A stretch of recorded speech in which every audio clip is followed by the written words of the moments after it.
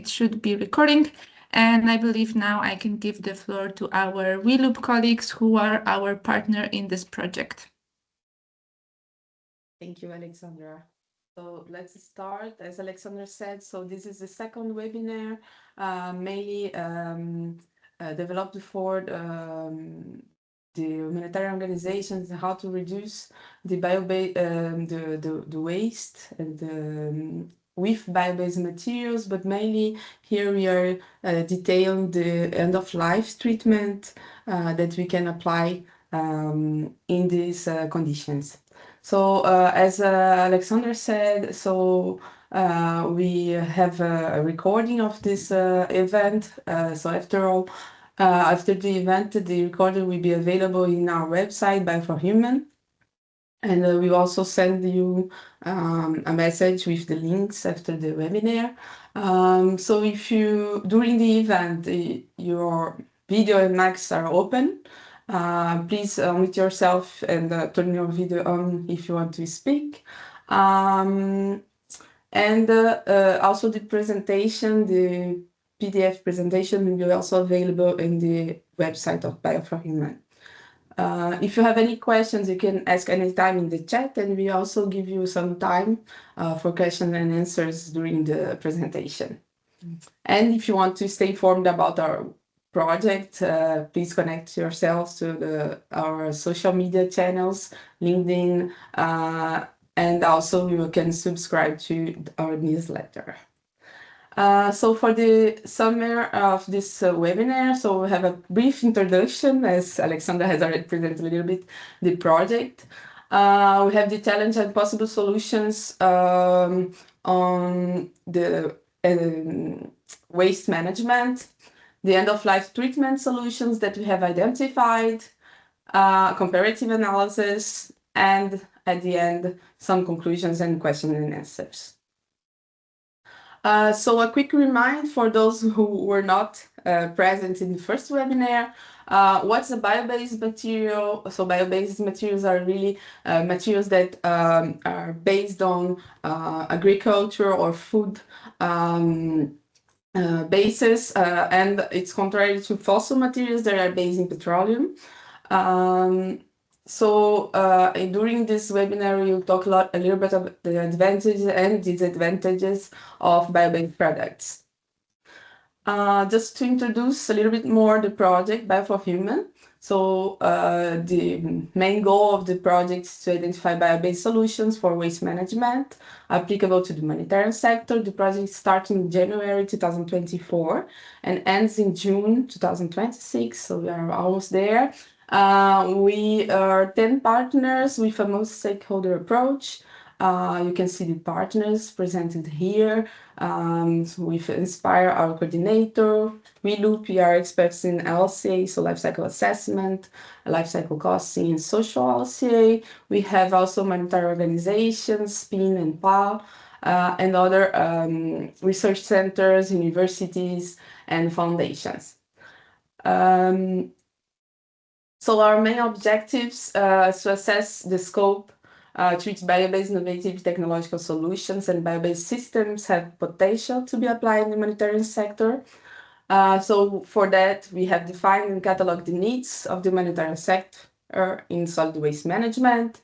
And we have also assessed the scope of available different bio-based innovative solutions and systems. And for these solutions that have been identified, we applied the life cycle assessment for different solutions, and also we mapped the process of methodologies that could be implemented for this life cycle assessment. As we did mainly for bio-based products, we have to add some other methodologies to interpret well all the impacts and potential benefits of using bio-based solutions. And then we are now also working on the socioeconomic and governance aspects and replication potential of the identified solutions, and evaluating.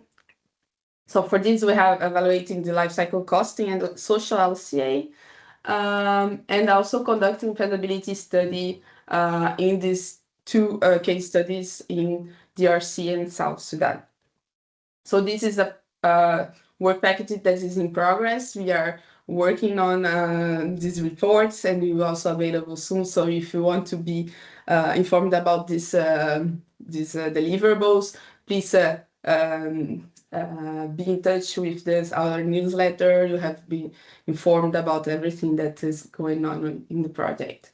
And at the end, the main goal is to develop guidelines and recommendations. So recommendation for policymakers, but also for bio-based sector actors, humanitarian aid practitioners, and the scientific community on how to implement these bio-based solutions in this context.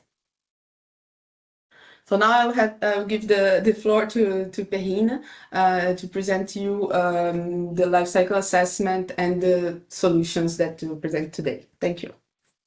So hello everyone. So first, as we did last time, a quick reminder on what is LCA. So life cycle assessment is a standardized assessment method that aims to evaluate environmental impacts based on multiple criteria. So not only climate change, but also, for instance, water use or emission of particulate matter, for instance. And this assessment of environmental impacts takes place around the entire life cycle of a product or a service or an organization. And so it's a multi-stage analysis. So here you can see below on the figure the different main stages of a product. And so the goal is to know and be able to compare the environmental impacts of a system throughout its life cycle, to know where the impact is coming from and evaluate it. So what about the life cycle of a humanitarian organization? So the first step was to describe this life cycle, and as it was said before, the Bio for Human projects focus on mainly on two life cycle stages: on the production of the materials. So with bio-based materials, the raw materials, the aim is to change them, is to go from fossil resources to biotic resources. And also the aim is to reduce the impact of end of life. And so here we have first assessed what occurs at end of life. We have seen that mainly the packaging waste and other waste are openly dumped or open burned, which has a significant impact on the environment. And also with the open dumping and landfill, we can find a lot of waste that goes back to nature and that pollutes the environment. So the bio-based solutions that were identified within Bio for Human are mostly also biodegradable, which allows us to have a few benefits from their biodegradability at end of life. So here, so what we have observed is that with a poor management at end of life, we have a few risks. The first risk is the endangerment of people and the ecosystem due to this pollution. And also the fact that the waste is dispersed in nature can spread diseases and also conducts to environmental destruction.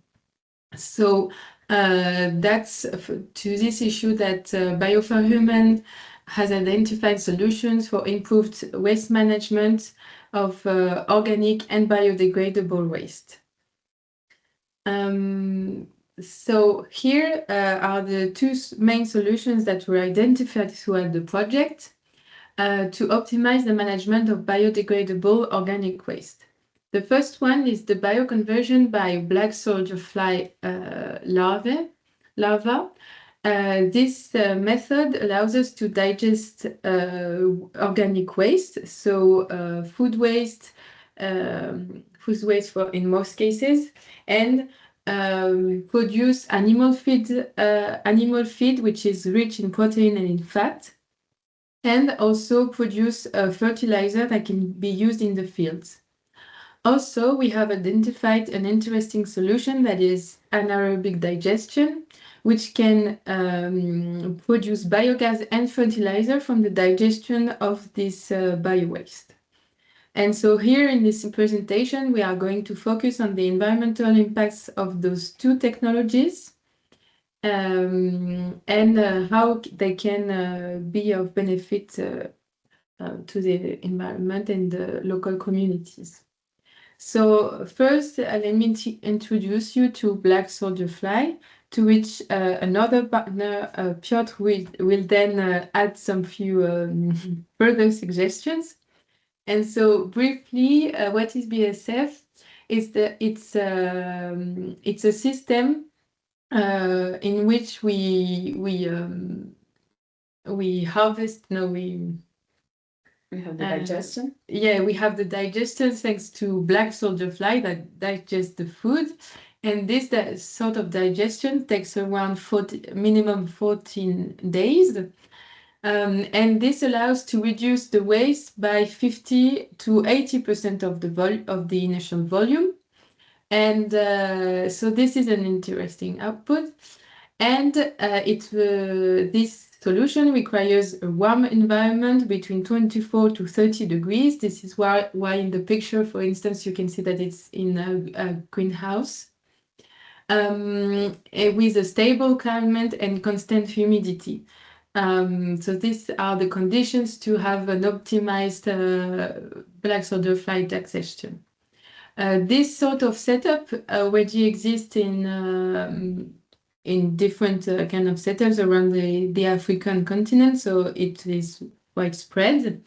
And what's really interesting about this is the production of this animal feed in the form of dried larvae of this fly and of digestates that can be used as fertilizers, as it can have like interesting content of nitrogen, potassium, or phosphorus elements, for instance.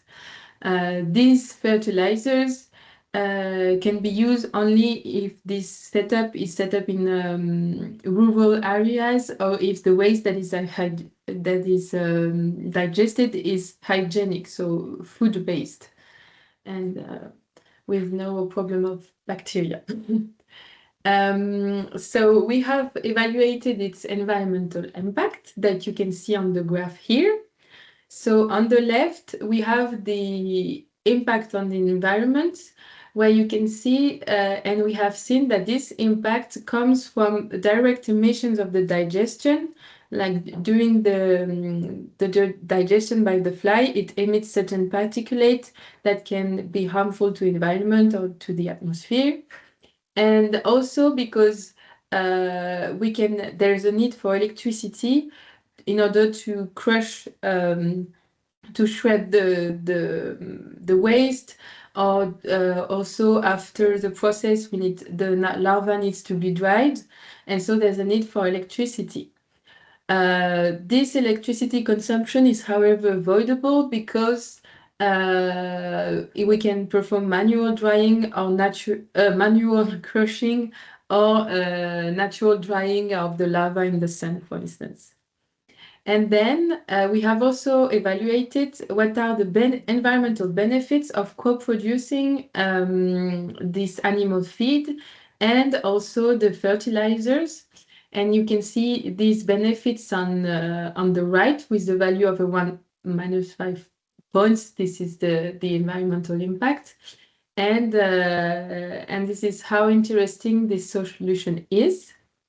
If Piotr maybe wants to add some remarks or details about BSF implementation, you're welcome. Okay, thank you very much, Perrine. Of course, I could speak hours about BSF. I have few slides. I'm not sure how much time I have. And I even set up a small cage here for you to show. But Okay. just to, yes, can I? Okay, so maybe I will just share my slide here. So yes, you are totally right about the environmental impact you mentioned about the feed for animals. So as black soldier fly, the larvae actually of the fly can be fed to animals. such as pigs. Sorry, there is someone not muted. If you can mute. So the larvae can be fed to pigs, chicken. Sorry, can you? Okay, thank you. So the larvae can be fed to animals, pigs, fish, chicken. Just a clarification, we don't necessarily have to dry larvae. They can be fed alive, and that will massively reduce the costs, the investment, and also the electricity, as you said, energy use. That can be also gas or oil. So, but it can be also reduced by not drying the larvae at all, but feeding them directly to fish, chicken, and pigs. They love them alive. Actually, makes them more happy. Then you have the soil improver. That is the excrements. Every animal on this planet, when they eat a lot, they also poo a lot. Yeah, so this poo can be an excellent soil improver. I wouldn't call it fertilizer because the standard of this product can differ very much depending on what you put to the larvae. Yeah? So it's not necessarily fertilizer, but it's a soil improver. It improves the structure. It has a lot of positive bacteria for soil, so it can boost the activity of soil. But then also you can actually extract also oil from larvae. There is also something called chitin, which is a protein that is useful for production of cosmetics, some food preservation materials, as well as it is very useful as a fertilizer. Not fertilizer again, sorry. It is a nice, good soil improver because it makes the plant, it boosts plants' anti-pesticide activity naturally, because the plants understands, okay, there is an insect around me, I need to boost my anti-pesticide activity. But there is in fact no insect. It's just that the chitin that is consisting in the shells and the flies itself, it is included in the frass. Frass, it means the excrements.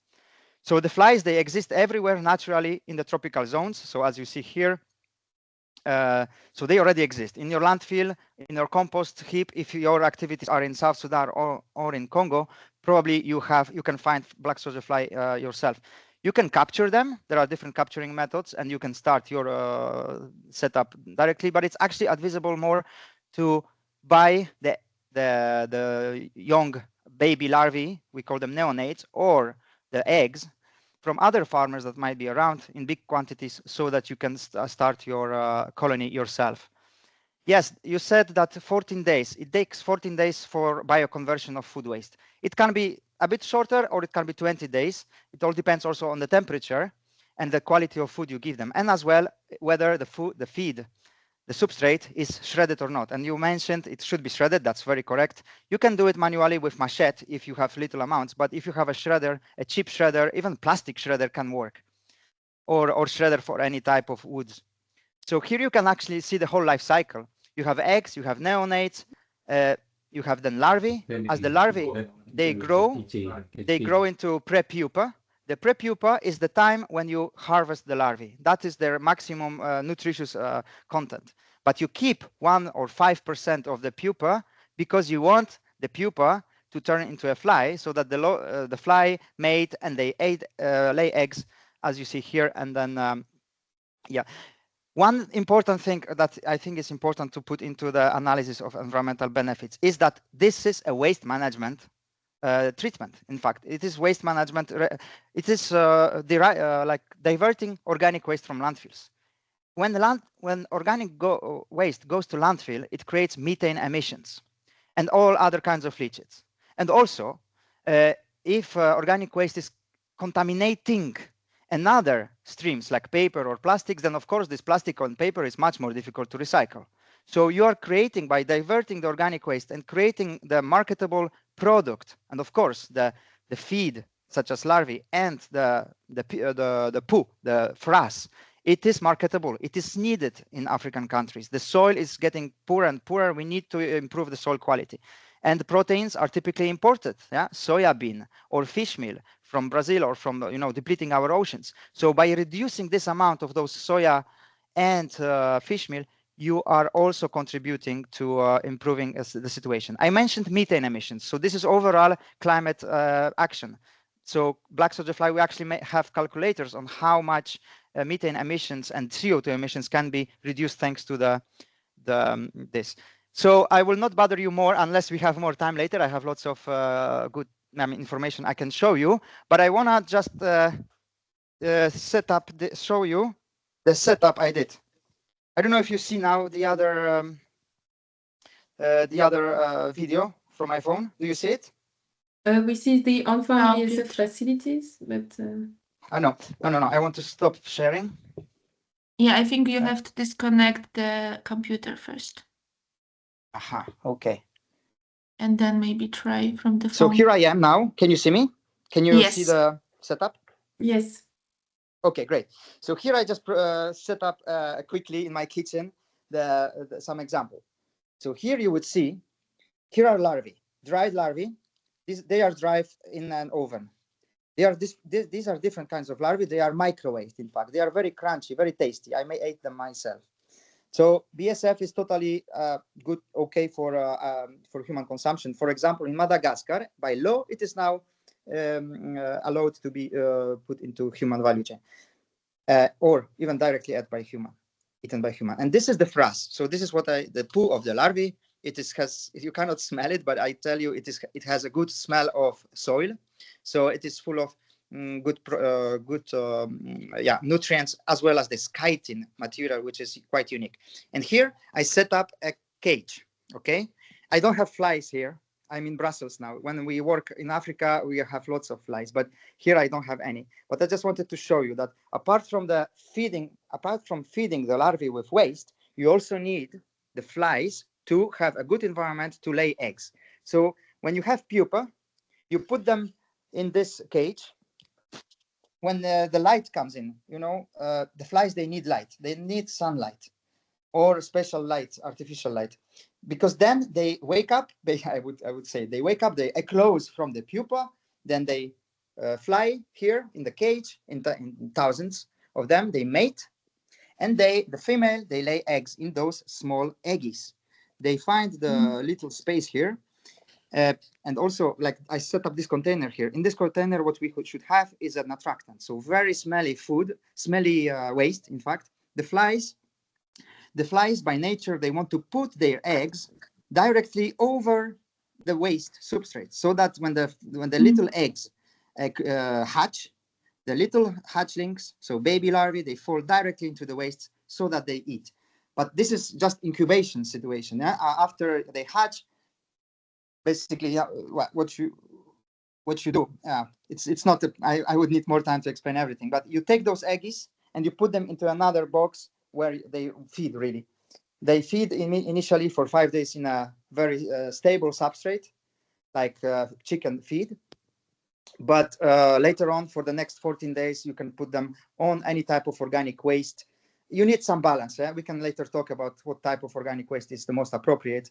It should not be mixed. It should not be too oily, but it should be a good balance of different nutrients so that they thrive and they are growing to a good larvae that you can then later harvest.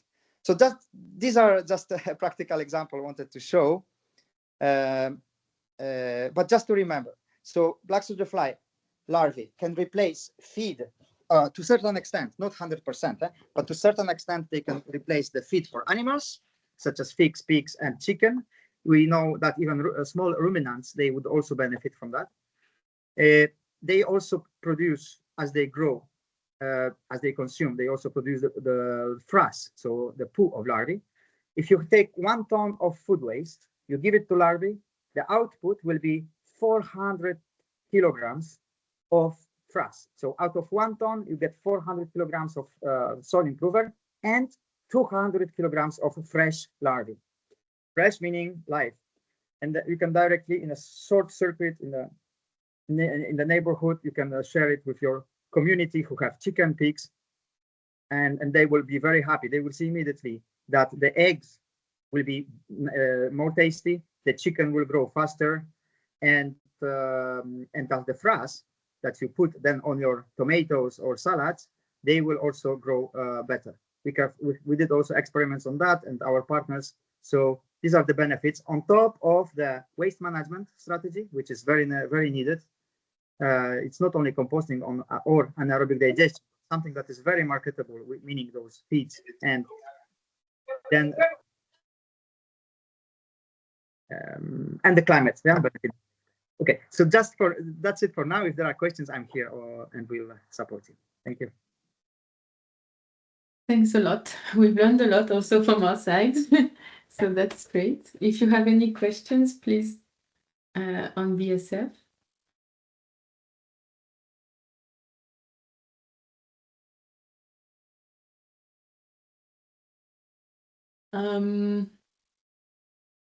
Otherwise, I can continue on the presentation. Maybe don't hesitate. Like at the end, we have a question and answer time. So if you have questions, then don't hesitate to ask them also.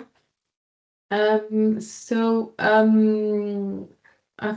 BSF, we are going to see anaerobic digestion. So unfortunately, we won't have an expert as knowledgeable as Piotr on this matter, but I'm going to present to you the principles of anaerobic digestion and their environmental impacts and benefits. So anaerobic digestion, basically, how does it work? So we have a system where we have an inlet of waste that can go into a container. This container, we have conditions of temperature and the specific type of waste. And then we have also in this digester, we have no oxygen, which allows the waste to disintegrate into methane mostly, so into biogas.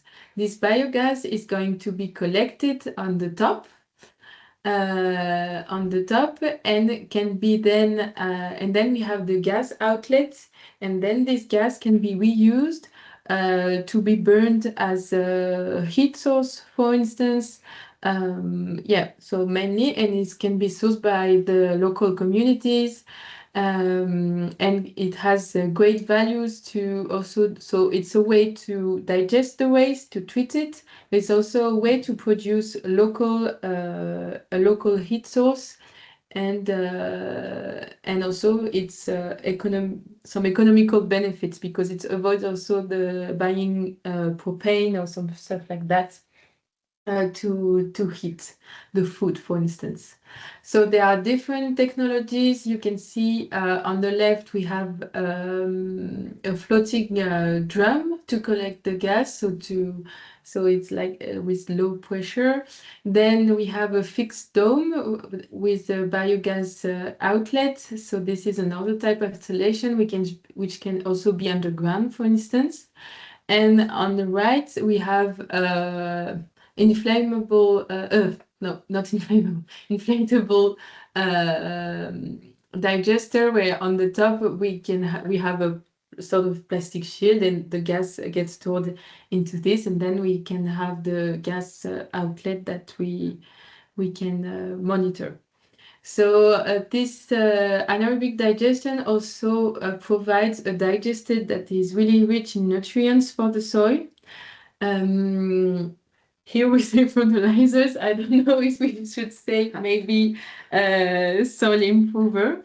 I think the idea is really that this digestate can substitute the buying of fertilizers in some cases. Yes. So that's the idea. Actually, here, when you say gas and fertilizers, it's substituting the buying of gas and buying of fertilizers because they are rich in nutrients, so we can substitute in some cases. That's why we calculate it as potential benefits. Yes, exactly.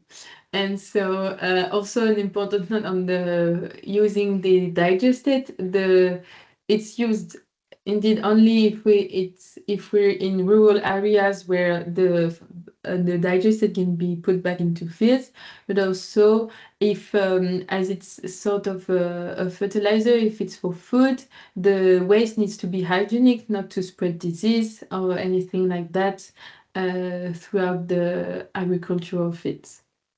So in the scope of Bio for Human, 4 types of digesters have been identified, And here you can see a summary of a different type of digesters and which type of organic waste they are adapted for. So for instance, for the first one, we need to have more like agricultural crops with straw baggers, for instance, or residues of wheat, for instance. And then also all these types of digesters not only refer to different kinds of waste, but also it's different kinds of price. The need for labor can be different, and also the operating conditions are different. Some need electricity to have a heat implementation, an additional heating, and some do not need this additional heating. So it's really an overview so that the digester can be used in some setups or others, and that can be adapted as most convenient as it is, depending on the local constraints that you have. So this is a global overview. And in the end, we have studied for these 4 types of digesters, the environmental impacts and their environmental benefits. So you can see on the left, we have the 4 digesters impacts associated on negative values with the environmental benefits. So you can see that the environmental benefits of the 4 types of digesters are more or less the same. You can see here in negative values. And then in the positive values, we have different level of impacts because some need more energy than others. But then it depends on your local constraints, your type of waste, and what you want to do also with your biogas and fertilizer and stuff. So then we have thought it was important to see how could the environmental benefits vary depending on where you are located. So if you are in a place where the electricity you use has a high impacts, the heat, sorry, that you use has higher environmental impacts, well, using how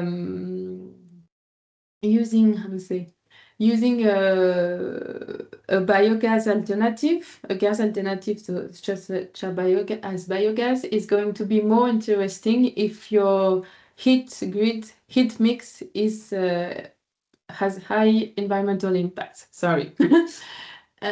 So here on the right, on the top, you can see with the global grid mix, we have the environmental impacts and benefits that you could see on the left.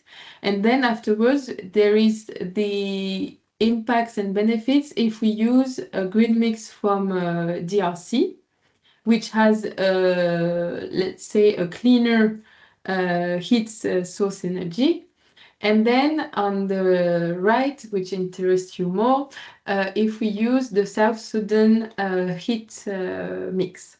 So we can see here that we still have globally the same environmental impacts, and the environmental impact benefits stay interesting. So this solution is really viable and is really interesting in terms of environmental impacts.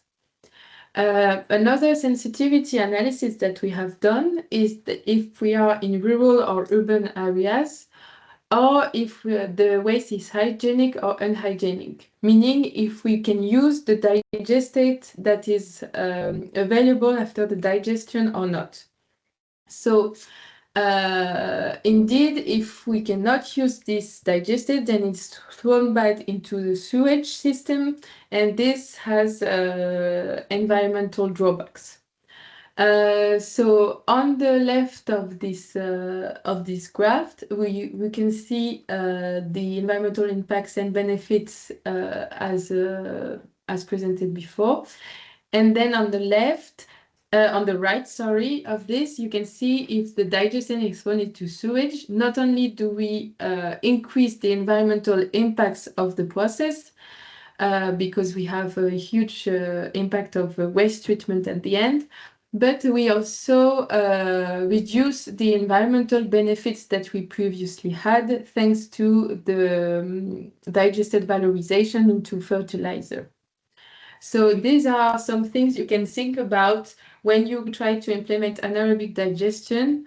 How can it be valued and how can it be reused and not reused, it's not the proper word, but how can it be benefited from? So this is about the impacts of anaerobic digestion. And then we move on to a global analysis of different end-of-life possibilities for organic waste or biodegradable waste.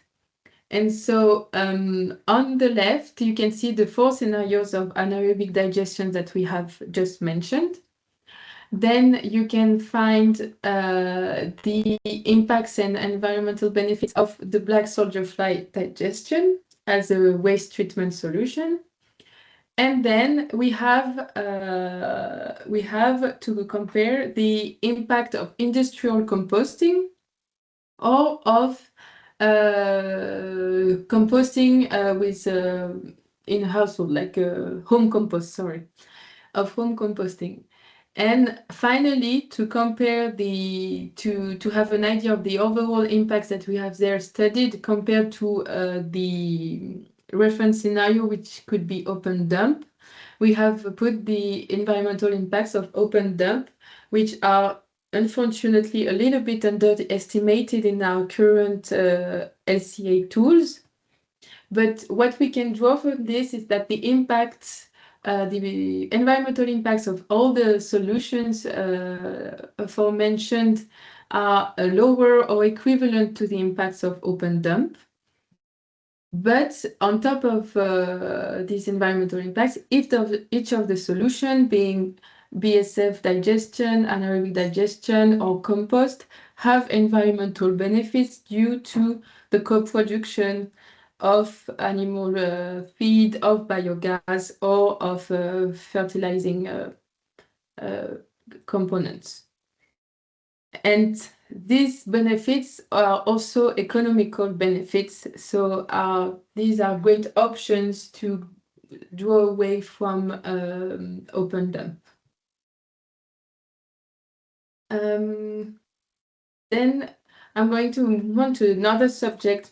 Maybe it could be interesting to see if you have any questions before we go into other subjects.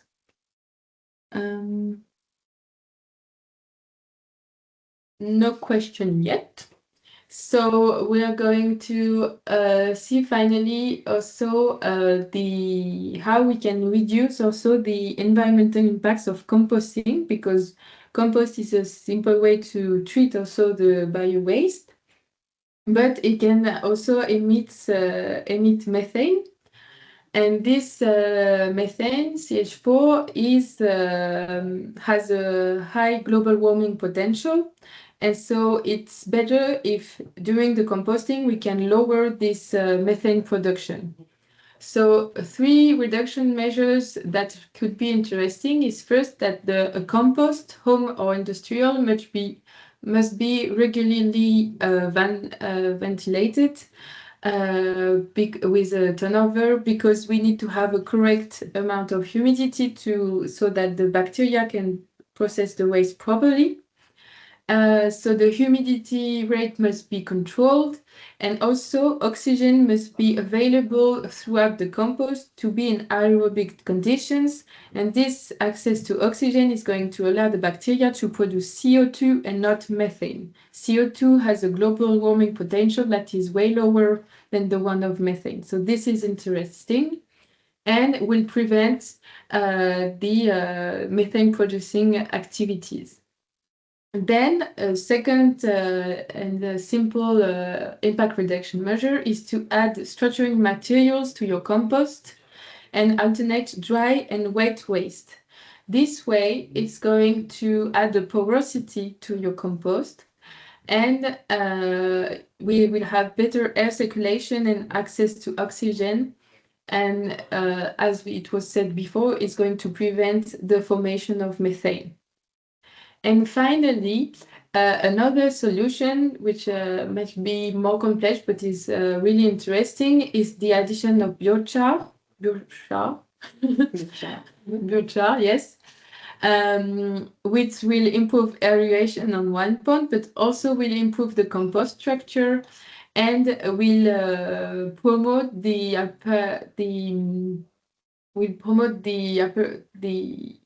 development of methanotroph-friendly bacteria, which are actually consuming methane to produce CO2. So this is great. And it also will be less favorable to bacteria that produce methane. So this is a way to avoid methane production when we do compost.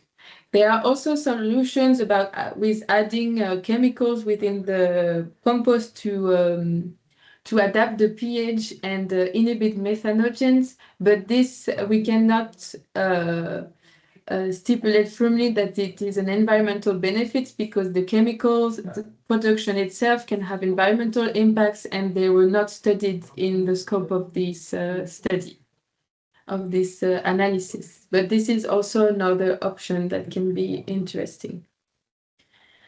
I see that, oh, nice. I see in the chat, Piotr has added a calculator for greenhouse gas emissions of end of life through black soldier fly.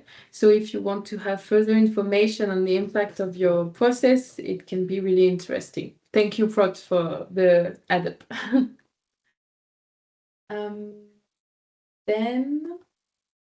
So to conclude, within the Bio for Human project, we have seen that the end of life is the main source of environmental impacts, and it's throughout the life cycle. And the bio-based and biodegradable solutions, end of life, can be managed by different solutions, being it compost, anaerobic digestion, or black soldier fly conversion. And so these and the LCA study that we have done shows that it's always preferable to use one of these solutions compared to landfill or open burning. And on top of the environmental impact reduction, they also have environmental and possibly economical benefits that can be really interesting to have and implement. Thank you. So we're done with our presentation. If you have any question on the topics that were discussed, please don't hesitate to ask a follow-up or any details that you need. Yes? Yep. Yes, thank you so much. So, no, very nice overview. And I wanted to add one thing, that what is interesting is to see also the synergy between the three. So black soldier fly, anaerobic digestion, and biochar. You know, if we look at those different, if we look into the models, you can see that the frass from black soldier fly, so the poo, actually can be fed. You remember we had 400 kilograms for 1 ton of waste. So 400 kilograms can be fed to anaerobic digestion before applying to soil. Yeah. So it means that you further extract some additional methane and you can use it for cooking. So, you know, and then frass into that post-digested, based on frass, you can still add biochar, because that's something I also interesting, I learned. So the biodigested with frass will have a lot of bacteria inside, good bacteria for soil, but bacteria need also surface. And by adding biochar, which is very porous material, micro porous, but porous, all the bacteria that are in that substance, they have more surface actually to interact with soil and to further sequestrate, to further sequestrate carbon in the soil. So it's just amazing to see that those three approaches can be very complementary. But what we need, for that is collaboration, and that's something that science will not help. Human or behavioral science So all those interactions on the ground between partners, city authorities, people who do farming, people who do animal husbandry, people who collect waste, all this collaboration is very important. And that, yeah, so I hope that your project Bio for Human can also improve that. Thanks. Thank you. Really nice, yes. Is there any other? Does anyone have anything to add, or maybe a personal experience of implementation, something to share about the advantage and drawbacks and something like that?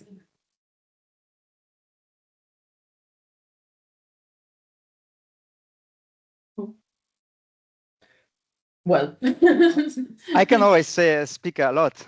Maybe I want to like to trigger maybe a engagement of colleagues here, of participants. So wherever you are from, I guess Congo and South Sudan, but not only, no? So how is the situation there with waste collection? Do you have enough organic waste? I guess yes, but is it separately collected? Because only then, if it's mixed, it's useless. If it's separately collected, it can go for black soldier fly, for anaerobic digestion. So how is the situation there? Can we have this sharing?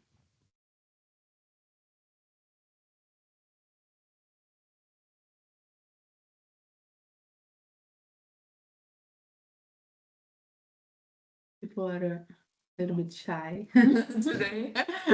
Last I think webinar solutions was like more- this are quite new to South Sudan context, and mostly webinars like that are a source of knowledge for partners. And I know that even when we talked to some partners in Juba, they were very interested, but it's something very, very new. So I know that the Bio for Human project is kind of a first source, let's say, and hopefully we can all gather the knowledge together and share it with others, just like we do with these webinars. In any case, we have this email address from Bio for Human. So if you have any questions later on, please feel free to contact us. If you want also to be updated about the deliverables, feel free to send your email in the chat also. I think Alexander will recap everything later on with the participants. And yeah, that's it if there is nothing else to add. Yeah, thank you very much for your attention. I hope you got some interesting information today from the webinar, and we are available for later discussions if needed. Yes. Thank you all. Thank you all, and thank you, Carolina, Perina, and Piotr for your presentations. For me, personally, it was also very valuable, and I learned a lot, even though I worked on this project for so long. So thank you all. I will stop the recording now, and thank you all for your participation. Thank you. Bye-bye. Thank you God for your help. Thank you. Bye. Bye. Bye-bye.